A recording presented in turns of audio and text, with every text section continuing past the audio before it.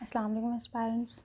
आज जो हमारा टॉपिक है वो है इंटरनेशनल रिलेशंस पार्ट 2 का international and regional organisations fourth जो इसका टॉपिक है। आज हम इंटरनेशनल और जो रीजनल ऑर्गेनाइजेशंस है उसके बारे में थोड़ा सा बहुत डिस्कस कर लेते हैं। इनके डीप में नहीं जाएंगे, सिर्फ इनके थोड़े बहुत ओवरव्यू और इनके जो काम हैं वो देख लेते हैं। सबसे पहले इंटरनेशनल और रीजनल ऑर्गेनाइजेशंस जो हैं वो बहुत आजकल के सिनेरियो में इंटरनेशनल रिलेशंस के देखा जाए तो एक ग्लोबलाइज्ड वर्ल्ड में अच्छा रोल प्ले कर रही हैं, जिसमें किसी भी नेशन मतलब कि किसी भी नेशन स्टेट या नेशन को कोई भी प्रॉब्लम होती है या फिर कोई किसी और नेशन की वजह से सफ़र करता है तो ये इंटरनेशनल और रीजनल ऑर्गेनाइजेशंस को सपोर्ट करके इसकी राइट्स को प्रोवाइड करती हैं। देख लेते हैं थोड़ा बहुत रीड आउट करके। They provide a platform for countries to cooperate on issues of common concerns. जो भी नेशंस जो उनके कॉमन कंसर्न्स होंगे नेशन स्टेट्स के आपस में, जैसे कि peace and security, human rights, development and the environment. They also help to promote international trade and investment. तो आजकल का जो वर्ल्ड है वो बिल्कुल ही ग्लोबलाइज्ड हो गया है और ट्रेड और इन्वेस्टमेंट्स की वजह से। तो जो उनके कॉमन कंसर्न्स होंगे, कॉमन इंटरेस्ट होंगे, उस लिहाज से इंटरनेशनल और रीजनल ऑर्गेनाइजेशन उनमें उनको हेल्प करेंगी। फिर there are many different types of international and regional organisations. Some of the most well known include, जिसमें कुछ जो इंटरनेशनल और रीजनल ऑर्गेनाइजेशंस में देखते हैं। फर्स्टली आती है द यूनाइटेड नेशंस, जो हम बहुत बार डिस्कस कर चुके हैं कि यूनाइटेड नेशन जो है वो बहुत ज़्यादा बड़ी ऑर्गेनाइजेशन है और ये इंटरनेशनल ऑर्गेनाइजेशन है वर्ल्ड में, जो बनी थी 1945 वर्ल्ड वॉर 2 के बाद, ताकि इंटरनेशनली पीस जो है वो और सिक्योरिटीज़ कंट्रीज़ की वो कायम की जाए। और ये उसके बाद भी थोड़ी बहुत वॉर्स होती रहती हैं, लेकिन वर्ल्ड वॉर जो है वो नहीं हुई। जैसे कोल्ड वॉर हुई लेकिन वर्ल्ड वॉर नहीं हुई। The UN was wide range of programmes and activities including peace keeping.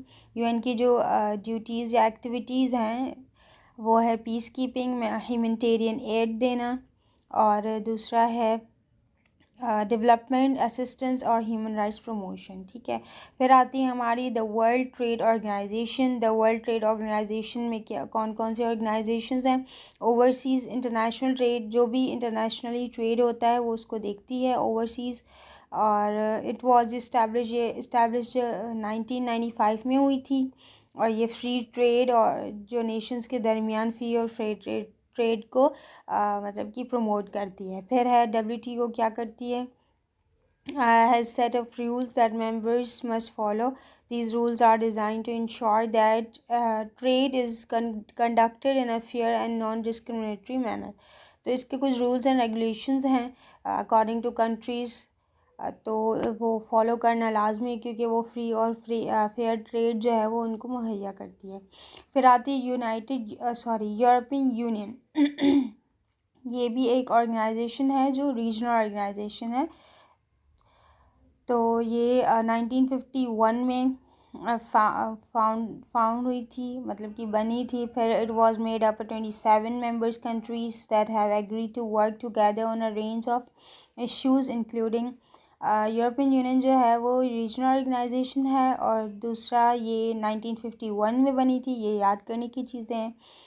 27 इसके मेंबर्स कंट्रीज़ हैं। जो यूरोपियन यूनियन का जो काम है वो इकोनॉमिक इंटीग्रेशन, पॉलिटिकल कोऑपरेशन और फॉरेन पॉलिसीज़ पे काम करती है।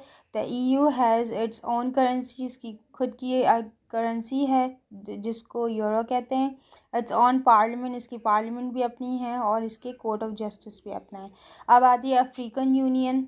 द अफ्रीकन यूनियन जो है वो भी एक रीजनल ऑर्गेनाइजेशन में आती है, जो 2002 में बनी थी, और इसकी 55 मेंबर्स हैं। इसके अलावा ये जो प्रमोट करती है या इसकी ड्यूटीज़ जो हैं वो पीस, सिक्योरिटी और डेवलपमेंट इन अफ्रीका, ये अफ्रीका की है। तो हर कुछ ऑर्गेनाइजेशंस जो हैं वो अकॉर्डिंग टू देयर रीजन्स हैं। ठीक है, रीजनल ऑर्गेनाइजेशन मीन्स कि रीजन की ऑर्गेनाइजेशन इंटरनेशनली वो ओवरऑल काम करती हैं।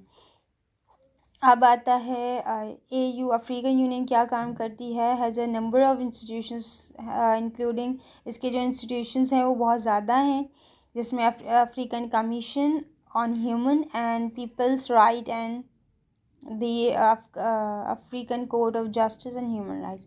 तो ये इसके कुछ इंस्टीट्यूशंस हैं। बाकी तो नंबर ऑफ़ इंस्टीट्यूशंस हैं, लेकिन कुछ जो कॉमन हैं या फेमस हैं उसको ये हैं, मतलब कि पीपल की राइट के लिए जो काम करती हैं, और अफ्रीकन कमीशन ऑफ ह्यूमन और court of Justice and Human rights. ठीक है।